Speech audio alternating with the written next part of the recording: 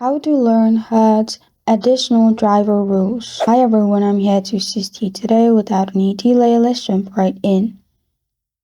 First, these are some additional driver rules, which is whether you're embarking on a lengthy journey or just want to take turns driving. Hertz gives you an option to add additional drivers to your rental so you can grab a friend, relax, and enjoy the ride. You can also add many drivers as there are in the seats.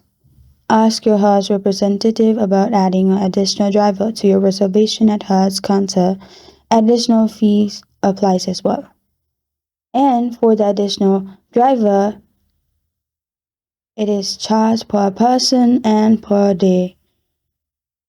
And also, if you're able to add additional driver while you're on a rent, if the renter wishes to add an additional driver, the renter and potential additional driver must both present themselves at a rental location with their valid driver's license.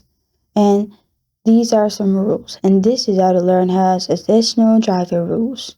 Thank you for joining me today. If this video helps you out, please leave a like and subscribe for more. Got a question or want to suggest a topic? Comment below. Thank you for watching.